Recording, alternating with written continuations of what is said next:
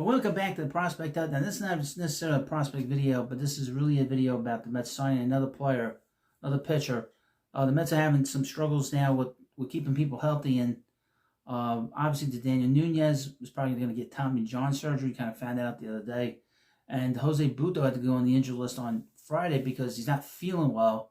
He's dealing with some kind of illness. They say that he'll be back, all likelihood, after the All-Star break.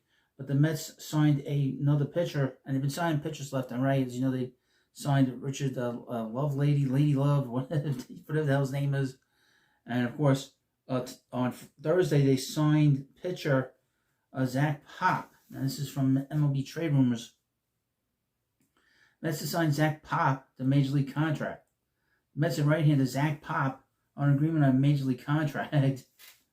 Reports Robert Murray Fanside. Whenever it is official, corresponding moves will be required to get him onto the 40-man roster and be active. Pop, who's 28, just spent a few weeks on the Mariners roster, made 4 appearances, the first 3 of which were fairly normal. The fourth one, however, was a disaster. Put into a game against Minnesota, with Seattle losing 2-0 in the 6th. Pop allowed 7 earned runs in 1 inning, via 2 walks and 6 hits, including 2 home runs. That gave him an unsightly 13.50 ERA for the year. He was then designated for assignment and elected free agency. In his career, Pop has gotten many chances thanks to his intriguing velocity. He averages 96 miles per hour on a sinker, though that has led to more ground balls than strikeouts. 161 career innings, split between the Marlins, the Blue Jays, and Mariners. He has a 4.75 ERA, 18.1 strikeout rate, 7.9 walk rate, that's very high, and 55.2% ground ball rate. He exhausted his final option year at the Jays last season. The Jays still have some hope of utilizing him, 25, as they tendered him a contract. He had qualified for arbitration as a Super 2 player, and 2 sides avoided arbitration by agreeing to a $900,000 salary for this year. He stuck on Toronto's 40-man through the winter, but experienced some elbow soreness during camp. The Jays designated him for assignment on opening day to open a 40-man roster spot. Since he was injured at the time, he couldn't be put on outright waivers, so he was released. They left the Jays on the hook for the majority of that salary, allowing any other club to pay him the prorated version of the minor league minimum for any time spent on the roster. So the Mets aren't paying any money for this guy. That led to a minor league deal with the Mariners. During his brief stint on their major league roster, he passed 3 years of service time, which gave him the right to elect free agency yesterday, even though it was his first career outright. For the Mets, their pitching staff has been hit pretty hard in the past few weeks, so they need all the help they can get. They currently have 12 pitchers on the injured list. The starting pitching rotation has lost Kodai Senga, Tyler McGill, Griffin Canning, and Paul Blackburn in the last few weeks. They just placed Blackburn and relieved Daniel Nunez on the injured list after playing a doubleheader yesterday. Justin Hageman, who pitched on Friday, pitched okay, gave him some innings. Enrico Garcia was called up to give the club a couple of fresh arms. David Peterson is starting. Oh, that didn't happen. You know about that. Frankie Montas and Brandon Waddle start the next 3 games against the Yankees, and of course Hageman started on Friday.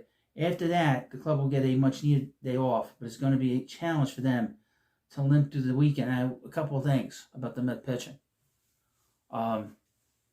Kodai Senga is going to be going on a rehab assignment very soon.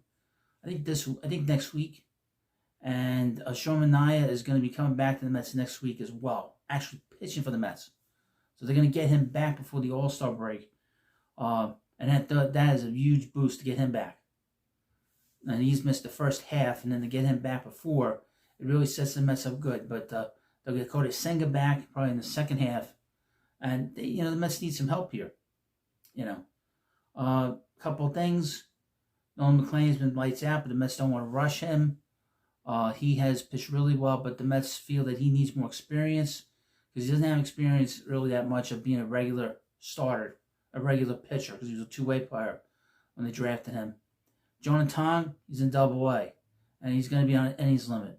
And Brandon Sprout, he's just starting to pick it up now in Triple-A, to where the last start that he had was very good, and the start he had on Friday was really good, and we're starting to see really good signs out of him that his sort of time in Triple-A that's been a disaster is starting to pick up.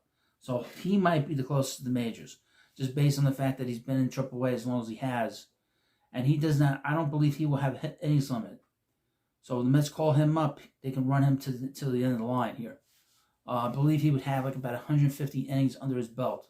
And the reason I say that is because he pitched a lot in college. He pitched 4 years in college. So that is a guy to keep an eye on if the Mets need to start. There was a lot of rumors that he was going to start on Sunday, but he's not. Brandon Waddle's going to start on Sunday. But that's what the rumor was the last couple of days, was that Sprout was going to pitch on Sunday, excuse me. But that's not happening, obviously, with him pitching on Friday in Worcester. But you let me know what you think about this video. Of course, please subscribe to the Prospect Hut. Thank you for watching, and I'll see you later.